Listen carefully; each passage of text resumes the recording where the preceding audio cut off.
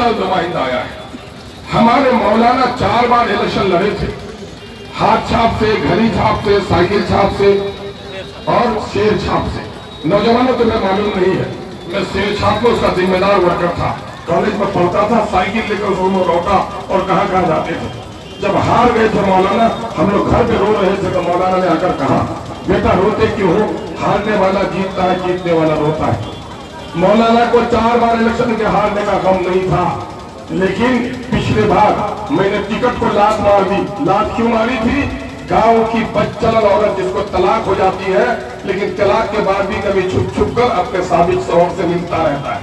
ठीक उसी तरह नीतीश कुमार ने, जब ये बीजेपी से उनकी तलाक हुई, मुझको टिकट दिया, लेकिन टिकट देकर बीजेपी वालों से छुप छुप तक मिलना शुरू किया उसने, तो मैंने उसको 3 तलाक दे दी थी 15 दिन के अंदर। नीतीश कुमार बड़ा अच्छा है, और 20 महीने के बाद लालू ने भी तलाक दी कि नहीं? तो उस बदचलनी की वजह से हमने उसको तलाक दे दी।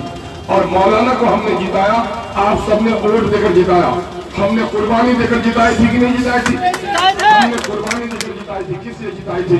कि हमारे मौलाना जाकर पार्लियामेंट में हमारी आवाज उठाएंगे। ऐ गय्यूर नौजवानों, ताज की पेशानी हो या लाल किला की फसील या कुतुब मीनार का तकद्दुस, ये हमने दिया है।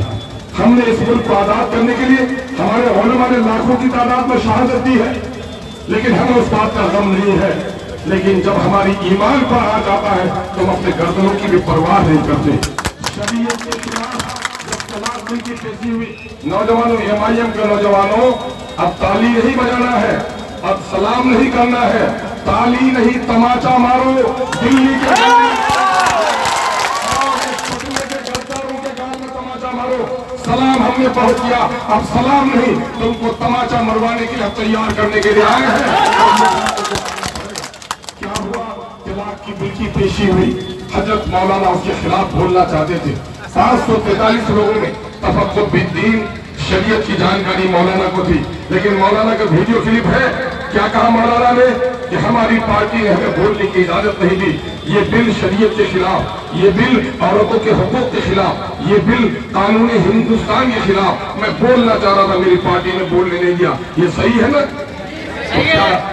जिस शख्स ने, जिस पार्टी ने मेरे वोट से बने हुए मेरे लीडर को, मेरे आलिम दीन को, गरीब रहमत करे अल्लाह, हजरत मौलाना असरुल्लाह काफी साहब को, उनके आंसुओं के कसम, फिर अगर मेरे आलिम दीन को जिस पार्टी ने पार्लियामेंट में बोलने नहीं दिया, लोग उस पार्लियामेंट में चौधरी था, कांग्रेस का लीडर, आज यहाँ का चौधरी, बरबट्टा का चौधरी, अपनी बस्ती के चौधरी, अपने गांव का पार्लियामेंट आपका पार्लियामेंट है।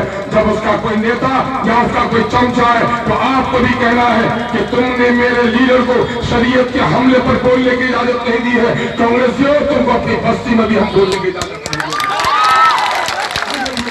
देंगे। तो दुनिया की कोई ताकत भी अख्तरुल ईमान को और आपको जीतने से नहीं रोक सकती। अच्छा बोलवा दो, वरना बोलने बोलने हमारा वोट तो पकड़ो दूं, तो आपके बहुत सारे सादे लोग वो बहक जाएंगे।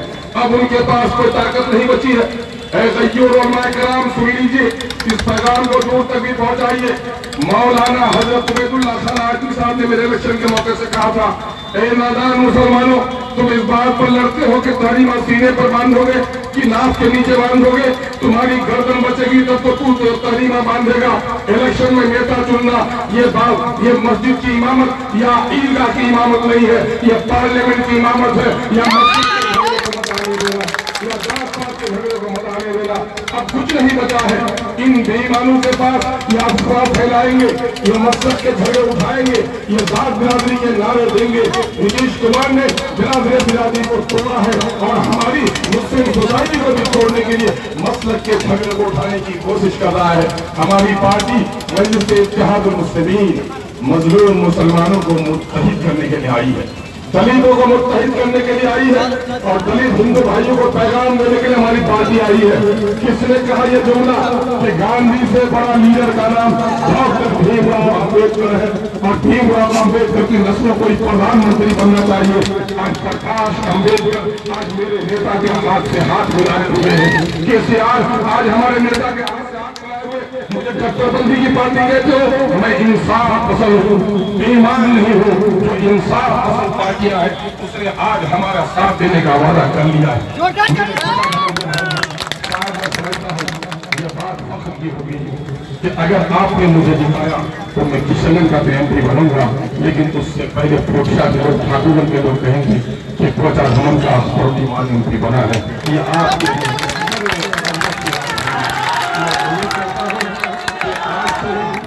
लोग तय कर लीजिए कि इस वक्त अवैसी साहब हक और सदाकत की एक आवाज पार्लियामेंट में उठा रहे हैं।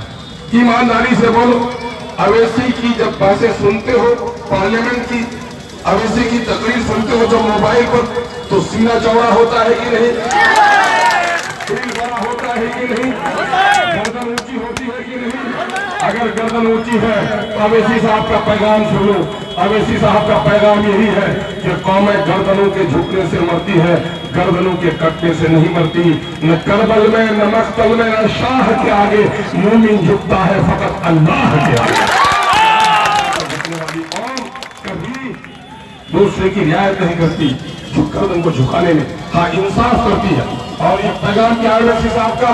वो पैगाम हमारा नबी का पैगाम, दिया हुआ पैगाम, रब कदीर का पैगाम है कि हम सारे इंसान, सबका ईश्वर एक है और हम सब एक ही माँ बाप के संतान हैं।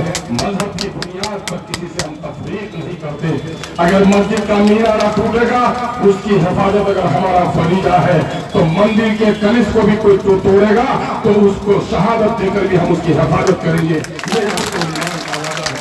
आइए एक बार तारीफ बनाइए। अगर अब की बार MIM यहाँ से जीतेगी, यकीन जानो मैं अलाउद्दीन का चिराग तो नहीं ला सकता। नौजवानों, 72 साल तक जिसने बेईमानी हमारी की है, हमारे हक और हिस्से की शुरुआत हो जाएगी। कुछ लोग कहते हैं ये आदमी जीत कर क्या करेगा? उनसे पूछो जो बहुत लोगों के साथ जीत के गए थे उसने क्या क्या किया, उसके पास कोई जवाब नहीं होगा। फिर उसको कहो कि जब तलाक बिल की पेशी हुई थी, हमारे MP मोहतरम को बोलने की इजाजत नहीं दी गई, उस पर पार्टी की पाबंदी थी, लेकिन हमारे असदुद्दीन अवैसी साहब पर किसी की पार्टी की पाबंदी नहीं थी। जब उसने हक और सदाकत की आवाज लगाई तो पार्लियामेंट की दीवारों को तोड़ते हुए अवैसी साहब की आवाज ने पूरे हिंदुस्तान में हंगामा बर्पा किया कि नहीं क्या?